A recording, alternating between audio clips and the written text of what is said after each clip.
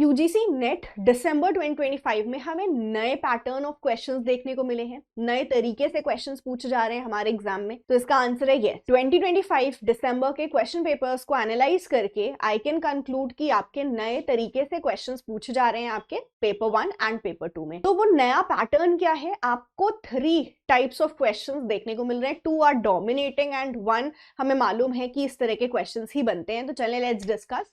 सबसे पहला आपको जो क्वेश्चन बहुत ज्यादा देखने को मिल रहा है वो है क्रोनोलॉजी वाले क्वेश्चंस। क्रोनोलॉजी वाले क्वेश्चंस बहुत पूछे गए थे पेपर 1 में भी और पेपर 2 में भी। क्रोनोलॉजी आप हायरार्की में अरेंज करो, hierarchy ascending order descending order में अरेंज करो, ऐसा क्वेश्चन हमारे एग्जाम में पूछा गया है बहुत ज्यादा। अगर मैं 31 से 7 ऑफ जनवरी तक के पेपर्स को एनालाइज करूं सो आपके 42 हायरार्की वाले क्वेश्चंस बन रहे हैं। मतलब ऑलमोस्ट हर शिफ्ट में आपसे 4 से 5 क्वेश्चंस हायरार्की या आपसे क्रोनोलॉजी वाले पूछे गए हैं। सेकंड क्वेश्चन जो बहुत ज्यादा इस बार आया वो है स्टेटमेंट्स वाले क्वेश्चन। मतलब एक क्वेश्चन के अंदर multiple statements was given and you have to tell कि कौन सी स्टेटमेंट करेक्ट है। मतलब एक क्वेश्चन के अंदर ही multiple concepts was asked. This was the question जो काफी ज्यादा हमें देखने को मिला पेपर 1 में भी और पेपर 2 में भी। Third type of question was conceptual questions. So UGC net के क्वेश्चंस हमेशा ही कॉन्सेप्चुअल नेचर के होते हैं। दैट इज कॉन्सेप्ट क्लैरिटी बहुत इंपॉर्टेंट है।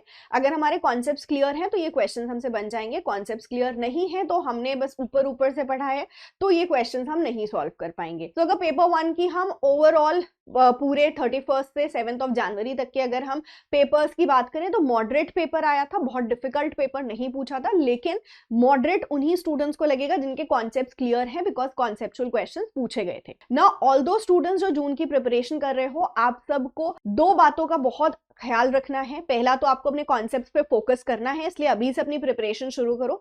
आप जितना डिले करोगे उतनी प्रॉब्लम होगी आपको आपका पेपर 1 और पेपर 2 का सिलेबस कंप्लीट करने में। और जब हमारा सिलेबस नहीं कंप्लीट होगा, हम टॉपिक्स छोड़ के जाएंगे तो ऑब्वियसली हमारे नेट और जेआरएफ का जो ड्रीम है हम उससे दूर हो जाएंगे। दूसरा, आप जब अपनी प्रिपरेशन कर रहे हो तो आप अपनी नोट्स बनाओगे और नोटबुक में भी आपको रजिस्टर के लास्ट पेजेस को एक सेक्शन आपको अपने रजिस्टर में रिजर्व करके रखना है जहां आप सारे क्रोनोलॉजी को नोट डाउन करोगे। लेट्स से आप एनवायरमेंट पढ़ रहे हो तो एनवायरमेंट में जो भी एक्ट्स आते हैं उनको आपको हायरार्की में अरेंज करके लिखना है। हायर एजुकेशन के अंदर आप कुछ भी पढ़ रहे हो तो हायर एजुकेशन में जैसे यूनिवर्सिटीज हैं तो यूनिवर्सिटी का आप क्रोनोलॉजी बना लो। रिसर्च के अंदर आप क्रोनोलॉजी बना के लिखो। इसी तरह से आप टीचिंग के अंदर क्रोनोलॉजी, तो जो भी पेपर 1 को क्रोनोलॉजी आपको कॉन्सेप्ट मिल रहा है उसको नोट डाउन करते चलो सो दैट आपके पास एक नोट्स क्रोनोलॉजी की प्रिपेयर हो जाए जिसको आप लास्ट में अपने एग्जामिनेशन टाइम पे रिवाइज कर सकते हो। क्योंकि यहां से आपको 4 to 5 क्वेश्चंस बहुत आराम से आपके पेपर में क्रोनोलॉजी वाले देखने को मिलेंगे।